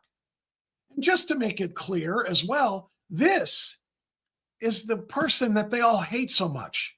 This is her after a game approaching a fan who was holding a sign supportive of Sophie Cunningham. Look at this. Just do it. Look at the look on that girl's face. She gave her one of her shoes. Look at mom. Look at mom's face. She's practically crying. You want to come in and get a selfie with all 3 of us? This is what the league should be promoting. This is what a league that is a failing league that is becoming more and more despised by people around the world than ever before. This is what they should be promoting, and this is who they're actually, the coaches are getting together to smear. Wearing shirts that say trans kids belong, as if Sophie Cunningham is somehow against kids, trans or otherwise. This is what the league could be promoting, should be promoting, and instead, they're allowing them to take apart, which brings me back to Caitlin Clark. Let's bring Caitlin back into play here again. Now, Caitlin at this post-game interview, remember, she's the best player in the WNBA. She is also the most hated because she's so much better and she's straight and she's white. Now, has she ever said anything controversial? Not a word. In fact, she won't take any side of any argument at all, including this argument about what her own teammates said, that men should not be allowed to play with women. She was asked this question finally point blank, and watch her dodge it. I think for us, it's not really a discussion we really have in our locker room. I think it's for leagues and the governing bodies to work with their athletes to find solutions, but our focus is on basketball, and that's what we talk about and how we can get wins. And obviously we didn't do that tonight, so need to find an area to improve in that way. Do you have any, reaction to the? I just answered for you. All right. I want to make sure you know what you just heard. The question was about what her teammate Sophie Cunningham said about men playing in women's leagues, biological men being allowed to play in women's leagues. And she said, we don't talk about that in our locker room. We don't ever talk about that. Well, nobody asked you if you talked about that. We asked, do you agree with it? She said, we don't talk about that. And I think for us, it's not really a discussion we really have in our locker room. I think it's for leagues and the governing bodies to work with their athletes to find solutions, but our focus is on basketball, and that's what we talk about and how we can get wins. And obviously we didn't do that tonight. So It's up to the leagues and the governing bodies to make decisions on that sort of thing. All we talk about is how to get wins, which we didn't win tonight, so that's what we're going to get better at. She won't touch it. She won't touch the issue. When pressed again, yeah, but do you need to find an area to improve in that way? Do you have any, reaction to the? I just answered for you. Do you have any reaction to the controversy over Sophie Cunningham? She said, I just answered you, which means I'm not answering it. Now, part of me thinks that is completely weak. She had a chance there to back her teammate, Sophie Cunningham, who was being elbowed now the way she gets hit all the time, and who's being abused, having a reputation slandered. There are anti-Sophie Cunningham protests outside of games, signs inside, and so forth. She is being just taken apart by the left-wing LGBTQ movement, okay, and the media. Here's Caitlin's chance as the most popular player in the league to say, I've got my girls back, and of course, men should not be in our sport. In our league anyway. She wouldn't do it. And part of me just thinks that is incredibly weak. She lost an opportunity there. But then the other part of me says, look at what just happened. To her left, this woman, and I'll circle it with my cursor here, this is the woman you heard a few minutes ago. That's her coach, Stephanie White, the militant lesbian who says, I'm not really educated enough to know about whether or not men should be able to play with women or not. So I'm just not really educated about it. Playing that card. That's her head coach. That's Caitlin Clark's head coach. Moreover, again, she is having the hell beaten out of her on a nightly basis with cheap shots that no other player has faced. She's terrified. Now, that's before she has said anything controversial. What if she'd have sat there and answered that press conference? Yeah, I agree with Sophie. I agree with Sophie. Biological men shouldn't be in our league. Talk about a target. She is already being targeted. Do you know what they would do to her then? All of these very, very masculine-like WNBA, anti-white racist, pro-lesbian, anti-straight. What do you think they would do to her then? She's terrified to tell the truth. Terrified. Just like so many people here in our general population are terrified to tell the truth. No, trans men are not women. They're men with psychological disturbances or psychiatric disorders that need treated, not by scalpels, but by therapists. People are terrified to say that because they don't want to be called bigoted or transphobic or some other kind of phobic. And it's putting a lot of very, very good people into some very, very dangerous situations. It is. Yeah, I'm looking at some of the responses. I'm trying to find the responses to Caitlin not giving a straight answer to that in some of the comments under the tweet. So let me see if I can pull this up real quick. Yeah, because this is what people are doing. She said her focus is on basketball. Well, no shit, you're missing. This is the criticism is here. I will always defend Caitlin Clark every chance I get, but I'm sick and tired of watching her stay silent on men and women in sports, not standing up for Sophie, who had her back since day one. At some point, you have to take a stance and speak out, girl. It's easy for you to say, Gina Milan. It's easy for me to say. You're not the one going out there, leaving the ground, going up in the air to try to make a shot and being freaking having your legs cut off from beneath you, or taking shots to the throat, cheap shots to the back, being knocked out. This girl has spent more time on the injured list because of cheap shots than anybody in the league history. She's 3 years in. She's got 4 triple doubles in her first 75 games, for crying out loud. I mean, she's better than everybody else. They hate her. You're not the one who's going to have to go out there and take all of the physical abuse. I can't stand that she's quiet about this. I know it irks me, honestly. Why don't you speak up? When you don't speak up, you make it worse. She's a coward. It's a nasty character flaw. I will defend Caitlin Clark when she's right. That is 99% of the time. No, she doesn't. From day one, all she wanted to do is play basketball. She's not a social justice warrior. Both sides need to leave the women who just want to play ball alone. Just shut up and dribble, right? Yeah, that's a fair argument. The thing is, I agree with Sophie Cunningham every step of the way. I agree with Sophie Cunningham about men not being allowed to be there. But I also understand why Caitlin Clark doesn't want to or can't take a stand on that, make her stance known on that. So what I did yesterday, I made a video kind of late last night when I was preparing the show for today. I made a video and it's on Facebook, and it was made for the phone screen. So if you're watching this on the big wide, layout here, it's not great. It's kind of like GTFO, but I put this together yesterday just because I wanted to make a point. Why, Sophie Cunningham, do you oppose men in women's sports? Why all of those who believe that biological men should not be allowed to play in women's sports?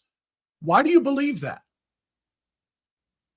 And the answer here is provided largely by what most people would agree is the greatest women's tennis player of all time. The greatest women's tennis player, Serena Williams. This was a conversation Serena Williams had several years ago with David Letterman, when David Letterman was trying to say, you, Serena, are the greatest tennis player in the world, not the greatest women's tennis player in the world, the greatest player, period, right?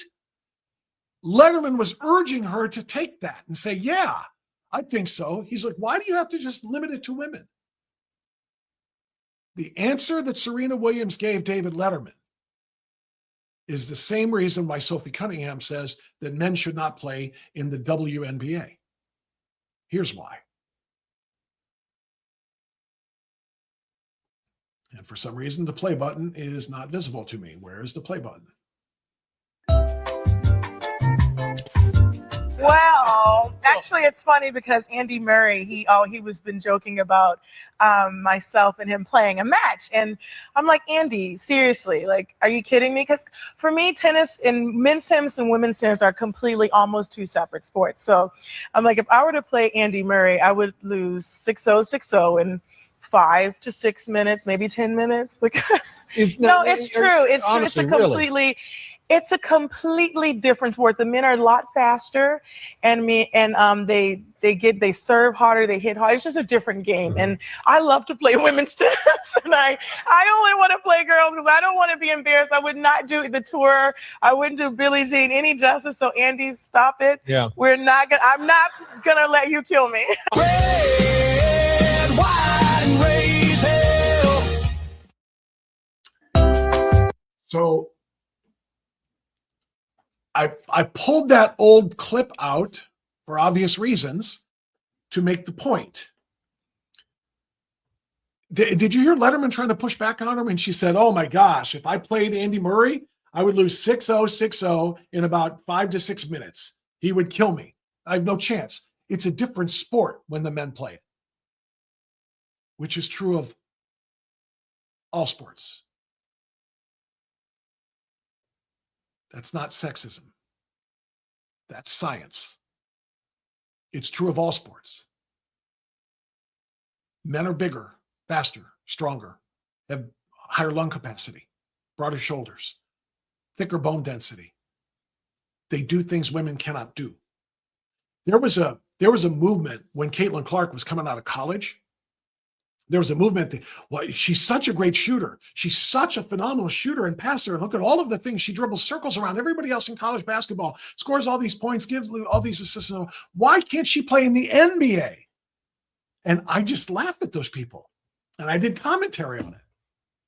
And I said at the time, this is 3 years ago when she was coming out, she plays a different sport.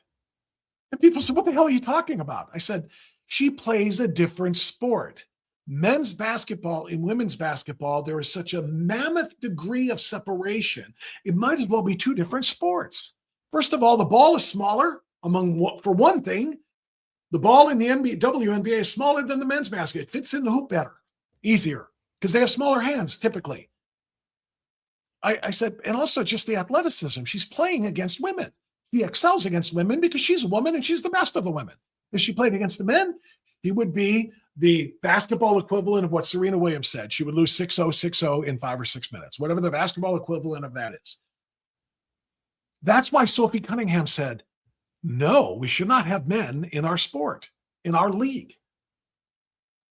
And somehow, some way, a women's basketball league run by women, played only by women, are attacking a woman who wants to protect women. All because she believes in the science.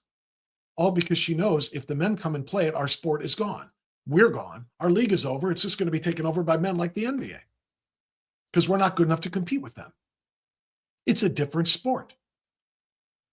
And Serena Williams basically said that years ago. It's a different sport. When men play us, we don't want to play men. And listen to Letterman pushing back. Really? Really? You couldn't play with him? It's like, what are you, stupid? How many of these dumb men and women may be equal in terms of rights, which we should be. We are. It's what America is all about. But when men and women are not equal when it comes to physical ability, physical size, strength, stamina, etc. Believe it or not, we can be equal but different. We're different. Women do things differently than men do. Men do things differently than women. Women are better than men at some things. Men are better than women at other things. But the reality is, they have to be kept apart. They have to be. One more time, Serena. Well, actually, it's funny because Andy Murray, he was been joking about myself and him playing a match. And I'm like, Andy, seriously, like, are you kidding me? Because for me, tennis and men's tennis and women's tennis are completely almost two separate sports. So I'm like, if I were to play Andy Murray, I would lose 6-0, 6-0 in 5 to 6 minutes, maybe 10 minutes, because no, it's true. It's true. It's a completely, it's a completely different sport. The men are a lot faster, and they serve harder, they hit harder. It's just a different game. And I love to play women's tennis, and I only want to play girls because I don't want to be embarrassed. I would not do the tour. I wouldn't do Billie Jean any justice. So Andy, stop it. Yeah. I'm not gonna let you kill me. Yeah. You know, the other part of that. All right. Well, actually, the other part of that, which is really funny, I mean, if you look at her, thickly muscled as she is, you know, I mean, she again is widely regarded as the greatest women's player of all time. You can argue if you want with Margaret Court way back in the day and Martina Navratilova and Steffi Graf. You can do whatever you want. Most tennis observers say she's the greatest ever. And if you look at her, her body is about as close to male when she was in her prime as a female body can get. Look at her shoulders. Look at her biceps. Look at her arms. Serena Williams was an unbelievably powerful athlete. One of the hardest hitters the sport has ever seen on the women's side. And she said, not a chance. Do I want to play a man? What, are you kidding me? No way. As a matter of fact, they have a little bit of basis of comparison on which to explain that decision. Serena and her sister Venus, who were at one time the two top players in the world, they were challenged to play a man, but not one of the top players like Andy Murray. Somebody outside of the top 200 male players in the world. So the 203rd ranked player in the world, whose name escapes me, but I remember his rank, 203rd ranked male player in the world, agreed to play an exhibition match against the two sisters. One set against each of them. He beat and played them both back to back. He beat them 6-1, 6-1, and like 6-1, 6-0 in a matter of a few minutes. And he said he never used his first serve. The first serve being the hardest, biggest bombing serve that sometimes doesn't go in. And so the second serve has to be a little lighter so they make sure that it's in. He didn't even use his first serve and beat them so handily. Men are different than women. It is not sexist to say that. And guess who's right about it? Sophie Cunningham is right about it. Guess who's wrong about it? every militant black or white lesbian in the league, who put their LGBTQ credibility ahead of the concern for their own actual sport.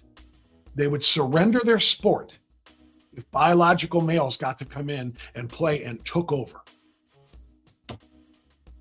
They would rather surrender their sport and be more loyal to their ideology, their LGBTQ ideology. That's just so dangerous. All right, that's it. That's all the time for today. A lot of ground covered.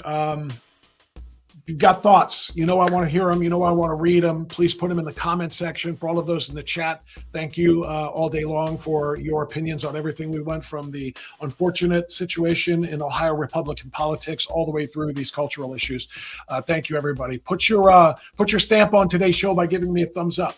Hit the notification button. Hit the join now if you're watching on Rumble. If you're watching on YouTube, welcome. But obviously the chat is all on Rumble. It's not on YouTube. The chat is not on Facebook. It's on Rumble. So please migrate over if you're going to watch a future episode into the live chat on Rumble. You'll have a lot more people to talk to than the handful that are watching on the other platforms. But those who would really, you would be doing me a great favor if you would bring your chat to the comment section as well, so that I can participate in it long after the show is over, as well as others who are watching it on replay. Thanks, everybody. Be well, be safe, and stay free. We will see you mañana. Bye-bye.